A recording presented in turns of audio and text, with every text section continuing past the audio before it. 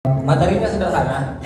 Ini bukan materi yang berat-berat kok, tapi ini sebagai salah satu catatan ataupun bekal dari adik-adik semua untuk masuk ke jenjang pendidikan selanjutnya di masa transisi. Nah, masa transisi ini kan memang harus ada gambaran, karena ketika adik-adik ini atau teman-teman semua ini belum punya gambaran di masa transisi, ini sangat merepotkan ketika masuk dunia kampus. Bayangkan kawan-kawan ketika anggap saja kawan-kawan ini kuliah di Jambi, tapi kawan-kawan tidak tahu Jambi itu apa, Jambi itu di mana, kan makin repot itu. Sampai di Jambi rupanya nyasar lagi. Ketika sakit nggak tahu di rumah sakit, ketika mau ke warung nggak tahu warung di mana. Nah, masa transisi ini dan pembekalan untuk transisi sampai menuju ke dunia ataupun kehidupan kampus di Jambi. Nah, kawan-kawan ini memang sudah harus punya bekal awal untuk sampai di situ. Kemudian sedikit gambaran tentang kehidupan kampus dan yang membedakan menjalankan tugas kita sebagai orang yang terdidik di kampus dan dibandingkan dengan sekolah, itu adalah lingkungan, kebiasaan, tuntutan dan tanggung jawab. Itu sangat membedakan. Nah, hari ini kawan-kawan berada di sekolah menengah atas atau di sekolah, itu adalah bagaimana kawan-kawan itu dituntun oleh guru, oleh pendidik. Sedangkan ketika sampai di kampus, ini kawan-kawan sudah harus lebih mandiri. Di kehidupan kampus, metode pendidikan itu sudah lebih banyak diimprove. Kawan-kawan sudah harus lebih aktif kepada pemberi materi. Karena sempat kawan-kawan itu tidak aktif daripada si pemberi materi, kawan-kawan akan tertinggal. Dan kebiasaan belajar kawan-kawan juga sudah harus berubah, belajar mandiri, tidak harus disuap lagi kayak apa yang terjadi di sekolah menengah atas. Tidak harus dipaksa lagi harus belajar, tidak harus dipaksa dan dihukum lagi untuk buat tugas. Di kehidupan kampus ada beberapa dosen yang tidak peduli bahkan sama sekali kawan-kawan itu buat atau tidaknya tugas. Misalnya dikasih tugas, kawan-kawan tidak buat tugas, ada beberapa dosen itu mereka bahkan tidak peduli. Mau buat tugas, ya ayo, kalau nggak buat tugas ya nggak apa-apa juga. Tapi dengan kondisi yang begitu, konsekuensi yang kawan-kawan dapatkan itu terlalu berbahaya. Karena dengan tanpa adanya tambahan nilai dari tugas tersebut, ya kawan-kawan bisa mendapatkan hasil yang tidak memuaskan di dalam satu semester. Ada beberapa kampus ataupun ada beberapa jurusan. Perkenalkan, saya satunya di Unja, jurusan peternakan. S2 lanjut di IPB, Liner di jurusan peternakan juga. Insya Allah mudah-mudahan kalau nggak ada halangan, saya akan coba untuk melanjutkan studi doktoral di IPB juga. Ya, lagi pertimbangannya belum matang hari ini. Nah, di kehidupan kampus ini, terkadang dosen itu melihat bagaimana semandiri apa kita itu untuk belajar. Karena kawan-kawan dituntut untuk mandiri, dituntut untuk survive. Kemudian selain itu,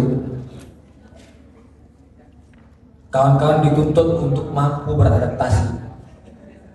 Tidak peduli kawan-kawan itu punya latar belakang itu gagah, cantik ataupun tidak, pendidikan itu tidak memandang itu. Dunia kampus itu memandang siapa yang mampu beradaptasi dan siapa yang mampu menyerap pengetahuan itu lebih cepat dibandingkan yang lain. Kawan-kawan harus mulai belajar mengasah otak dan memutar otak supaya berpikir 2 kali lipat lebih cepat dibandingkan sebelum-sebelumnya. Karena hari ini yang kita anggap mempunyai keberuntungan lebih adalah beberapa manusia yang hari ini dikatakan bahwa dia adalah manusia 1% yang mempunyai angka keberuntungan tinggi. Dan ternyata mereka bukan punya angka keberuntungan tinggi. Mereka itu hanya belajar lebih keras daripada yang lain. Karena kita diciptakan secara kapasitas yang sama, tapi dibentuk oleh lingkungan yang berbeda dan cara belajar yang berbeda. mulai hari ini kawan-kawan sudah harus memulai untuk belajar lebih maksimal, lebih optimal dengan waktu yang sesingkat-singkatnya.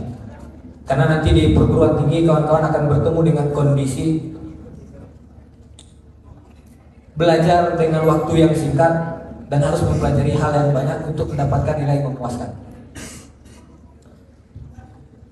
Untuk kawan-kawan mampu mendapatkan hal yang sifatnya itu pencapaian di dunia pendidikan atau di kampus atau di belajar, itu salah satu tolak ukurnya itu adalah IPK.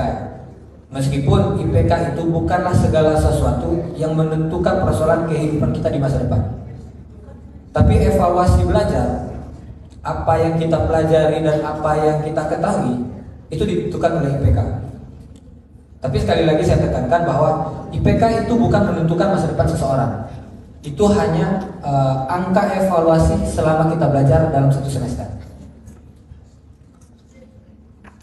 Nah, untuk mencapai itu, kawan-kawan sudah harus memulai manajemen waktu. Beberapa kendala ketika mulai memasuki dunia kampus, itu hal yang paling sulit untuk kita atur, manajemen waktu. Karena ketika sampai di tempat kuliah atau ada yang merantau nantinya, itu tidak ada lagi yang membangunkan kalian pagi selain teman seperjuangan. Tidak lagi kalian dibangunkan pagi-pagi oleh orang tua yang disuruh untuk sekolah. Teman seperjuangan pun hanya mengingatkan persoalan kawan-kawan ini tetap mau kuliah, hadir ataupun tidak di waktu itu terserah. Tapi tugas teman-teman seperjuangan di waktu itu, di waktu kita satu kosan, kita satu tempat tinggal, itu hanya mengingatkan. Dia tidak bertanggung jawab atas proses yang kita lewati. Mereka hanya berpartisipasi untuk mengingatkan, itu pun dikarenakan kita seperjuangan. Mulai hari ini kawan-kawan sudah harus belajar manajemen waktu. Jam berapa harus makan, jam berapa harus belajar, jam berapa harus main, jam berapa harus istirahat, dan jam berapa dan kapan harus buang-buang waktu. Jangan selama 24 jam itu kawan-kawan scroll dari pagi sampai ketemu pagi kan. Ini rumit ini di kehidupan kamu.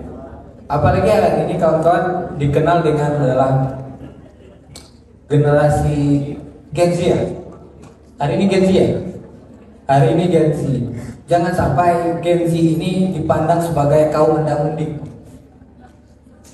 Beberapa dalil Gen Z hari ini, oh mending begini, oh mending begini, itu kaum mendang-mending. Yang membedakan Gen Z dan generasi sebelum-sebelumnya, generasi sebelumnya kekurangan informasi, tapi mempunyai daya tahan yang lebih.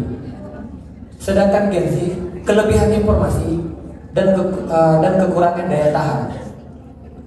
Itulah yang kawan-kawan kenal sebagai mental health kan. Ya kan, itu penyakit di zaman sekarang kan. Selain asam lambung, oh kawan-kawan mungkin belum bertemu dengan asam lambung. Kalau hari ini udah semester masuk kelas 3 semester 2 ya. Semester 3 semester 2 berarti di 6 bulan ke depannya kawan-kawan bakalan mulai bertemu dengan yang namanya asam lambung, kelaparan ketika di perantauan. Terkadang kita lapar bukan karena tidak punya uang, karena tidak punya waktu, tidak bisa membagi waktu kapan harus makan, karena kita harus mengurus deadline, mengurus tugas yang kapasitas otak kita itu belum terbiasa dengan tugas yang begitu, ditekan dengan tugas. Di waktu itu juga kita harus menyelesaikan tugas itu secara maksimal. Nah, mulai hari ini kawan-kawan mulailah lagi metode belajar, metode berpikir, bagaimana belajar, mempelajari sesuatu dengan waktu yang sesingkat-singkatnya, mendapatkan sesuatu yang sebanyak-banyak mungkin. Tidak ada yang tidak mungkin hari ini. Albert Einstein itu dia jenius itu bukan karena dia lahir sebagai Albert Einstein, bukan. Albert Einstein itu lahir karena dia jenius itu karena dia belajar lebih banyak daripada yang lain. Dan seketika dia sampai kepada proses yang tidak bisa dilewati oleh orang lain, Albert Einstein dianggap gila. Dan di masa itu dia juga tidak peduli, dia masih tetap belajar mempelajari sesuatu sampai orang menganggap dia itu adalah jenius. Tapi pada dasarnya yang lebih sangat menarik itu adalah bagaimana proses Albert Einstein itu memikirkan sesuatu itu sampai kepada status Albert Einstein ini adalah orang yang jenius. Prosesnya yang lebih penting. Nah itulah pengetahuan. Ya di sekolah menengah atas kawan-kawan belum ketemu lah mungkin ya dengan proses yang kawan-kawan harus mandiri, harus survive di dalam tekanan yang tinggi. Kemudian sampai di perguruan tinggi tidak hanya itu,